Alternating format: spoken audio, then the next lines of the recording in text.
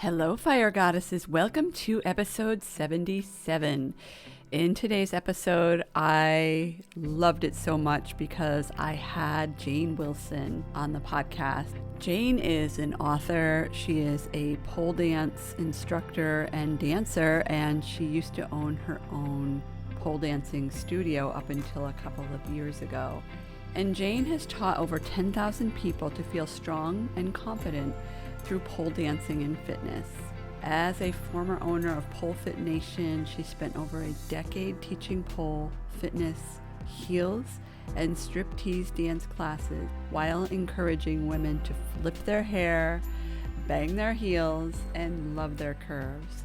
Can you tell I love this conversation? It was so empowering, it was so powerful, and I just love how Jane is dismantling the stigma around pole dancing while also honoring the industry that it came from, which is the stripping industry. So before I introduce Jane and bring her on, I would just like to express my gratitude for being a listener and being a follower of this podcast.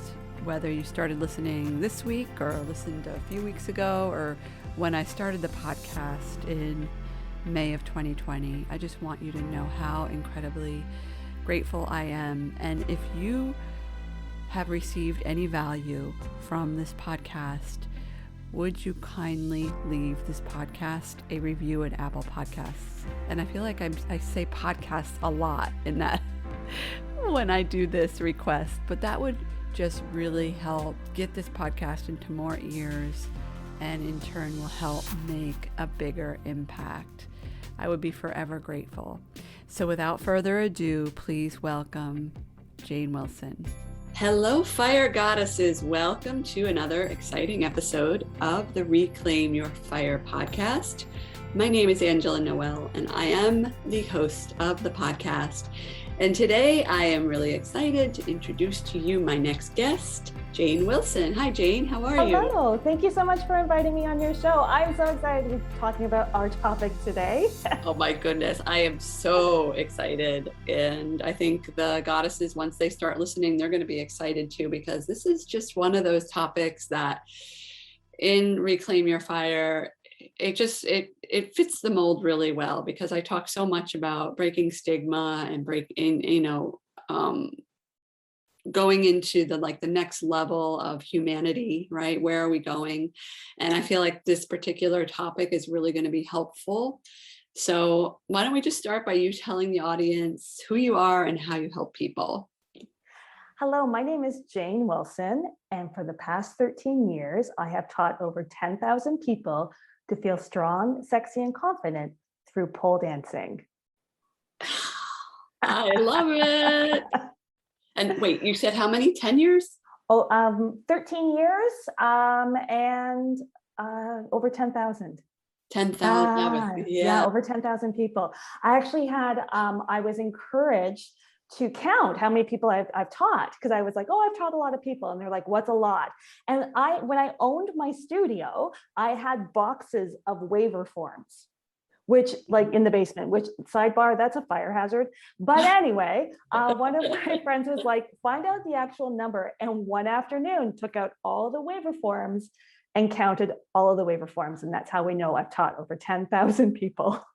Wow, that is a lot of waiver forms. That is a lot of people that you've helped empower through pole dancing. And then not to mention you have an online presence, Jane, don't you? I mean, I love the online world. Instagram, absolutely. It's a wonderful place to connect. Yeah, it certainly is. Lovely. So why don't you tell the goddesses listening a little bit more, if we could go deeper about how you got into pole dancing, and then we'll kind of go into the more of the nitty gritty about the terminology and the stigmas attached. But why don't we start more with your history and how you got into it? For sure, absolutely. So I'm actually skilled as an early childhood educator.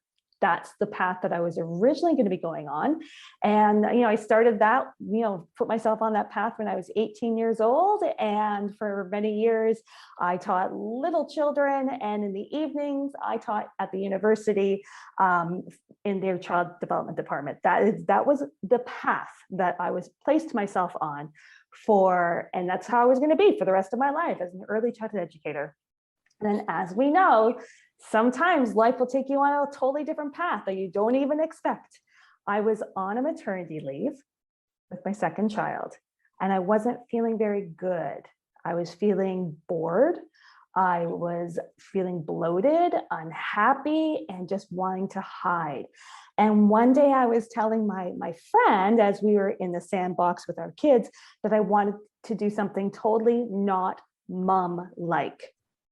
And I'm thinking, let's go start a book club. Maybe let's go, do some jazzercise or a Zumba class. And she was like, hey, let's go take a pole dancing lesson. And I will always own this. I own this. And I've always been upfront with how I responded. And I went, oh, no, no, no, no, no, no. I don't do that. I'm a good woman. I don't do that. I'm a mother. I don't do that. And thank heavens, my friend totally called me out on that and said, hey, look, I'll pay for the class. You just come out. Just come out and try it and see if you like it or not. And so I went and I took that first class and totally fell in love with the sport. And soon I started taking class after class after class and found curves that I hadn't felt in a long time, biceps that I never had. My hips started to sway, my hair started to toss. And I never went back to being an early childhood educator. I ended up opening up my own studio in 2008. And since then, I've taught over 10,000 people. Wow, That's how it all happened. I love it. And I'm guessing you're probably very grateful for your friend for calling Absolutely. you out and just pushing through your comfort, helping you push through your comfort level. Well, and it also taught me a lot. It's an interesting path to go on because I was very against it, because we're taught we're given these messages growing up about you be a good girl, don't break any rules. Yes. Be careful on what you wear. So, and we have all of these messages. So we're trained in a way to put that whole industry into the negative side. Yeah. So when you start to want to go play on the pole and have fun, you're fighting a lot of those rules that you've been given as a child. And also we do a lot of shaming of people who do pole. We do a lot of shaming of the stripping industry. So there's a lot of work I had to do to broaden my mind and to let go of the judgment, to put away all those negative thoughts, and to embrace this whole industry. And since then, it's like I've always been telling people that we honor that pole is part of the stripping industry. We honor that, we embrace it so that we destigmatize it. Yes. Mm-hmm. That's beautiful. And you did it, this was 13 years ago, which I feel mm-hmm. like pole is more common now. I'm seeing more accounts on Instagram. I have a cousin who's into it.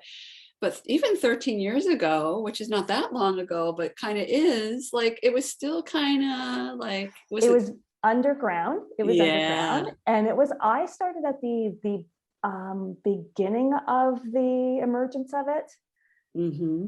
So I was like, because it wasn't, very, very well known. And I always say that pole dancing and social media have been hand in hand.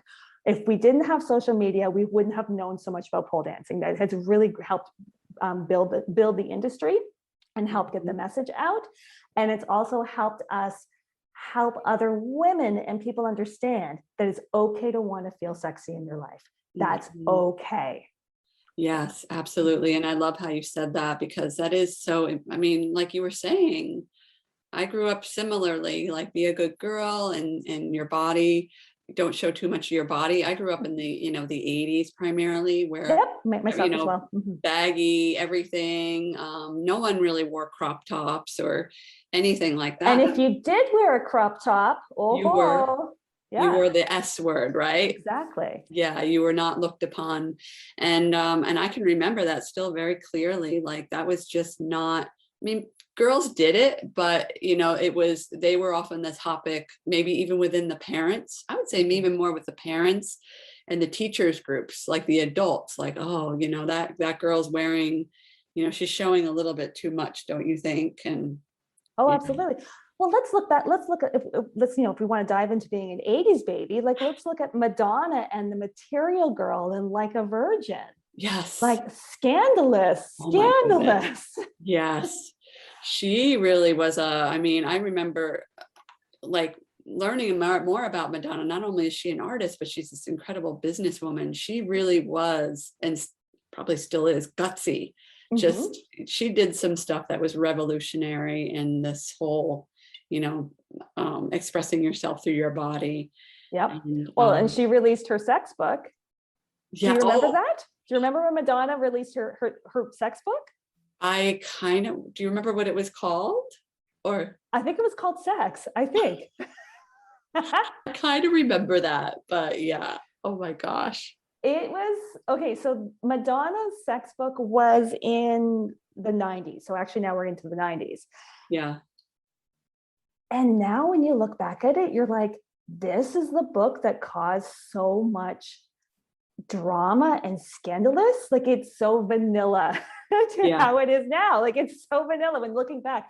But it was like this big scandalous book that she created that you would have to like, I couldn't put out on the bookshelves. You'd have to go up to the counter to order it, to get it and everything. So, oh yeah. Like, look how far we've come. Like, let's be honest, look how far we've come. That is a good point, Jane. I'm glad. I mean, we have come so far when you think about it. And, I love that you are on the forefront really of this growing trend of pole dancing and specifically, because I asked you ahead of time, I'm like, do we call it pole dancing? Because I've heard it's called pole fitness. And you said, no, I'd like to address it as pole dancing. I love that you said that. And the reasoning why is it's all about really just destigmatizing this industry, right? Absolutely.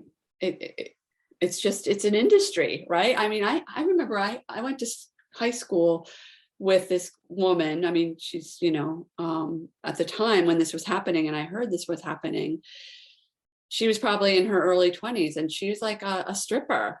Yeah. And I mean, she became a stripper and after high school, and the one thing I heard was how well she was doing financially. Like she made like really good money as a stripper, and it's just a job. So anyway, not to go too far off topic, but I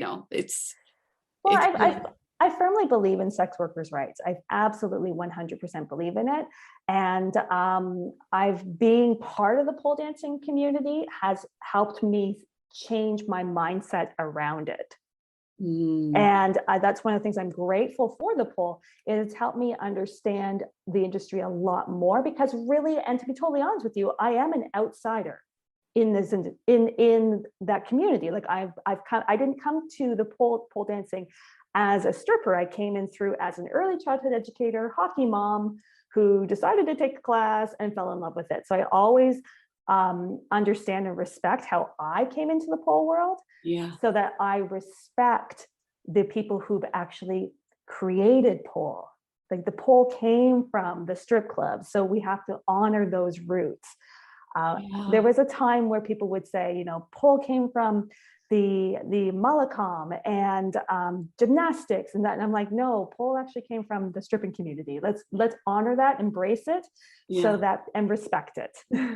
Yeah, that is a really good point. And I would love if you could just go a little deper on what you said, Jane, about how being in, you describe yourself as a well, I kind of almost like a tourist, and I have to. Yeah, it's like a tourist. Yeah, and I'm very upfront with that, because like I did perform in burlesque for 5 years, so I have been naked up on the stage. I have done that, but that's not the same as being in the stripping industry. That's totally not the same.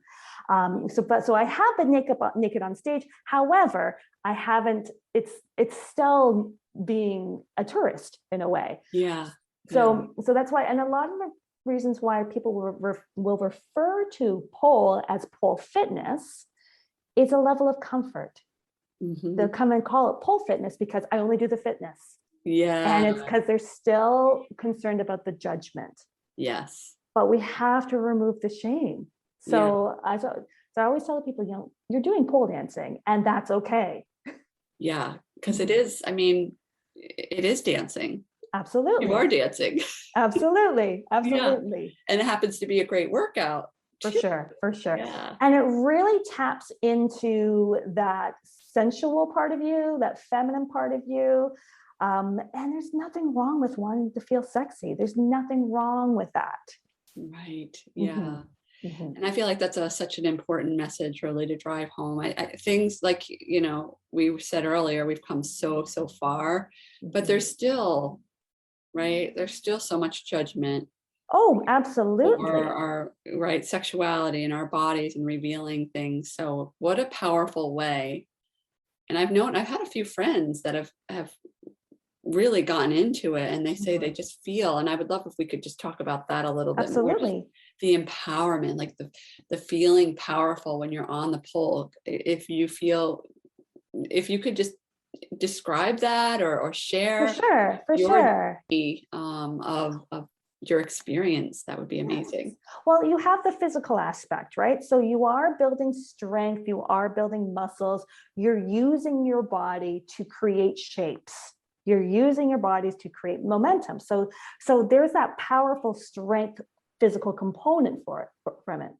And then there's also this emotional strength that comes from it, because you're breaking rules, you're stepping out of your comfort zone, and you're allowing yourself to let go.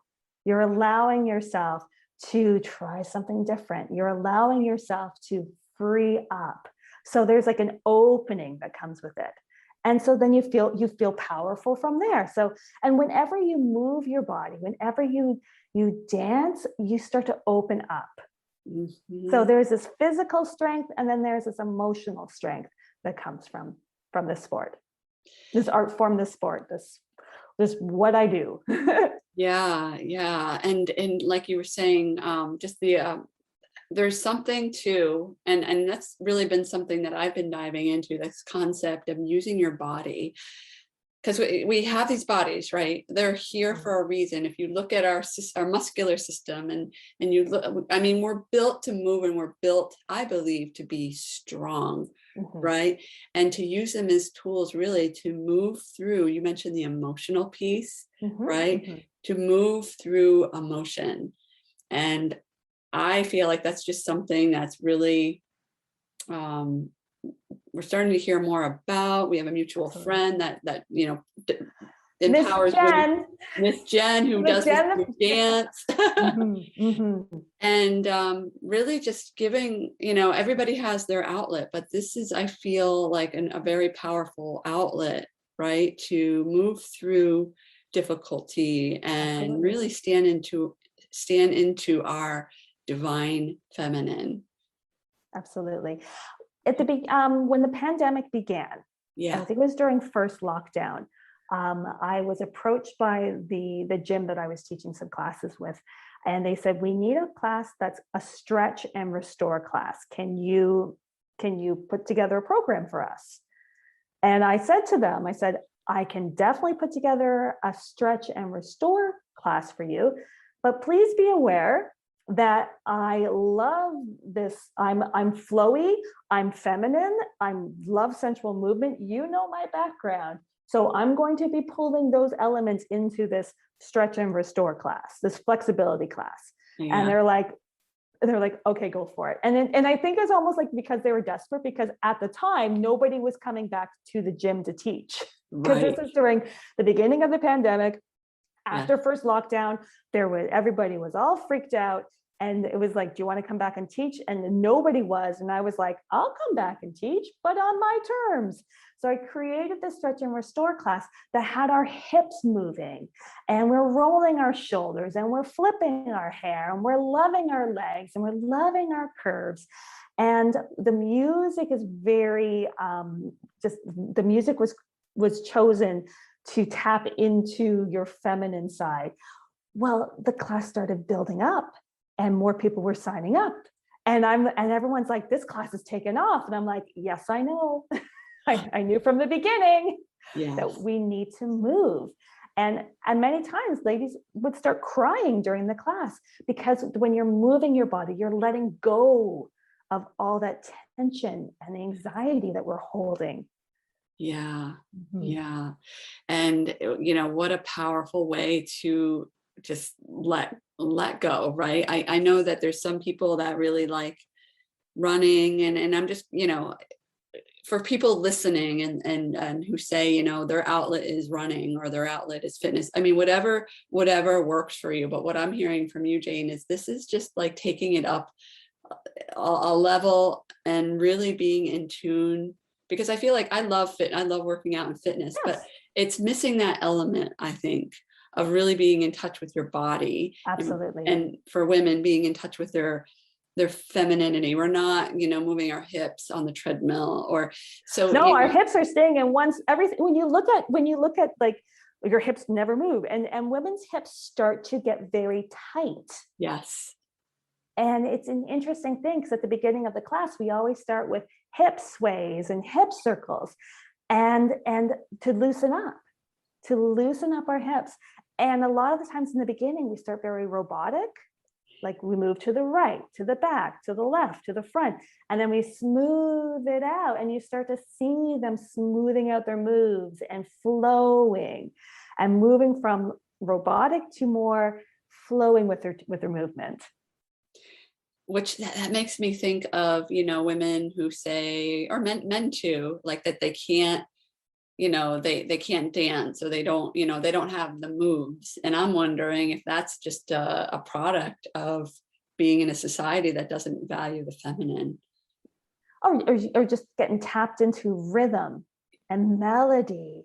And Yes. That's like the heart. It's like allowing your body to move to music that's very heart-based. Yes. Mm-hmm. Yeah.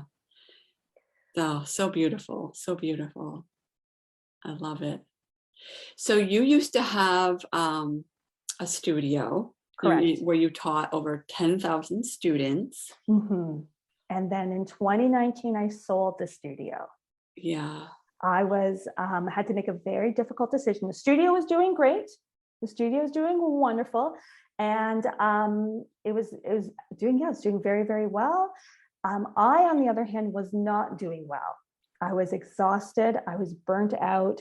I was developing a tiny little back injury. Now, I also competed in pole competitions and performed on stage. So my body had gone through a whole period of major training, like 6 years of hardcore training. And so I really felt it.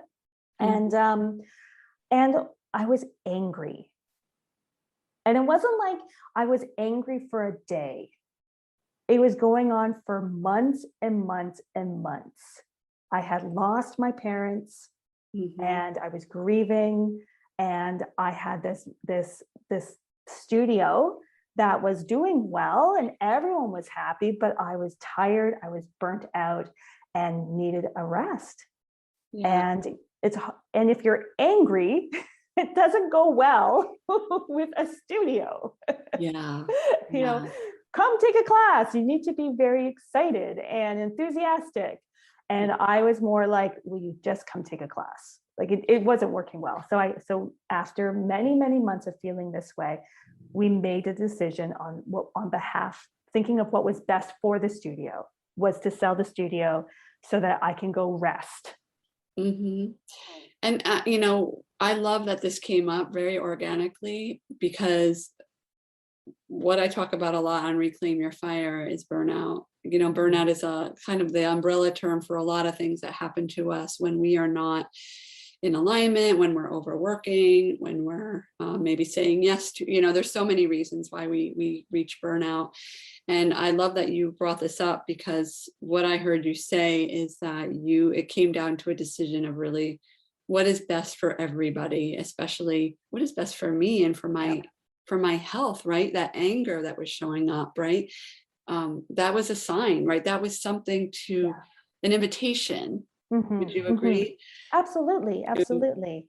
To look at your life and what is working and what's not working. And I talk about that a lot. So I'm glad that came up. And, even if did it feel difficult, or did it feel like when you let go, like did it? Well, and to be completely honest with you, Yeah. it took me 2 years to let go. I have to be so it was the hardest decision. It was not easy. It was the right decision. Yes. That's the biggest part of it. And it took me 2 years to realize that that was the right call to make. Because when I sold it in the summer of 2019. And I was working on the book. And I was like, I'm going to go write a book, and the studio is going to go off and do great, and it's going to be just fine. And off it goes. And we all know what happened in 2020. Oh my gosh, talk about timing. And unfortunately, the studio didn't survive. Did not make it through. Oh. So I was very, and you know what? It's just the way it all went. Yeah. It's just the way it all went. I can't ever look back and go, oh, if you didn't sell, who knows what would happen to the studio? Mm-hmm. You're never gonna know. This is what happened. Yeah, this is what happened. And clearly it is the path that you and everybody else involved was supposed to be on, because it's all about learning the lessons. And absolutely. And you, so you went on, you sold your studio, and you wrote a book after you sold the studio? Well, I started writing the book about a year prior to that. Yep. And I recognized that I've witnessed so many reinventions of people who would start the sport to start to reclaim parts of them. And I have witnessed many transformations. So I started gathering stories. How did you come from shy to putting yourself out there? How did you come from broken to healed? And gathered the stories, and I realized that I had a book. And so the book, The Up to No Good Club, Defining Your Life with Strength and Swagger, was born, and that was released just a few months ago. And it was all about feeling strong and sexy in your life. So it talks all about the whole entire the pole world, the pole journey that I've been on, and many other people have been on as well. Congratulations on your book. That is so, so exciting. Thank you. It's a long road, I will tell you that. Yeah, but wow, that is everything that you said, Jane, is so inspirational. And I really feel that it's going to help and impact many people who are listening. And I'm just curious, before we wrap things up, if you could just chat a little bit about, just some takeaways for the audience, and takeaways for the goddesses listening who maybe don't feel empowered, or they feel stuck in their body. They feel stuck in, old, somebody else's reality, or whatever it is, whatever struggle they're going through. If there's anything that you can offer the goddesses for moving through that. I would recommend shaking things up a little bit. Trying something new doesn't have to be a big, huge leap. That's the thing. When we say step out your comfort zone, many people think, oh, I have to take a massive leap out of my comfort zone. Just try something different. It could just be one thing for a little bit of time. It could be anything. Just shake it up. Try something different that's fun. Go have some fun. We have just come through a really, really intense and anxiety-driven time where many people have had to change their lives and reinvent themselves multiple times over the past 18 months. Yes. Go take the pressure off and go have some fun. I love that. That is like the best advice ever. And it's so true. I mean, so many of us, whether it's conscious or unconscious, we've been holed up in a lot of ways, energetically, physically. And, what you bring to the table, both in just this conversation and through pole dancing, I feel like whether it's pole dancing or whether it's some other form of dance or some other release. Exactly. It could be any type of release that you need. Absolutely. Yeah, it can be so, so powerful. And our bodies, goddesses, are so wise. If we're going through something, it really is just a matter of giving ourselves the grace to, accept that it's happening, and to know that there's a lesson. There's always a lesson.